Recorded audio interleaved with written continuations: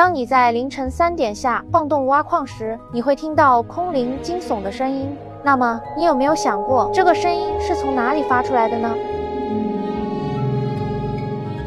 在2012年的时候，我的世界添加了洞穴音效。当时的音效触发的判定为玩家在极小的空间内会触发洞穴音效，并添加了10种音效。但是这种效果并不科学，有时在你自己建的房子也可能触发恐怖的音效。所以在8年后的2020年，修改成了更加科学的洞穴音效机制。现在有一个叫做恐惧值的变量来决定是否播放洞穴音效。当这个变量为100%时，播放恐怖音效，随后这个值清零。影响这个变量变化有2个因素，一个是否位于地下，而另一个是光照亮度。首先，在每一刻中，系统会随机选取玩家周围的一个方块，如果这个方块晒到了太阳光，那么的话，这个值减少这个方块的光照亮度的1/1000；如果没晒到了太阳光，那么的话，这个值减少这个方块的光照亮度的6000分之一。那如果这个方块没有光照亮度，那么这个值将增加6000分之一。所以来说，如果玩家位于完全黑暗的环境中，那么则每隔5分钟就会播放一次洞穴音效。恐怖音效的产生并不是真的有灵异事件，而是玩家自己吓自己而产生的幻听。那么如何避免恐怖音效的出现呢？第一种方法是直接关闭环境音效，但是这样的话，水下音效与下界音效也跟着听不到了，并且使用鞘翅时的烟花火箭发射的声音也跟着听不到了。而第二种方式就是打开 F3，找到恐惧值，当这个值快满时，直接退出存档，那么在进入游戏时自动清零了。所以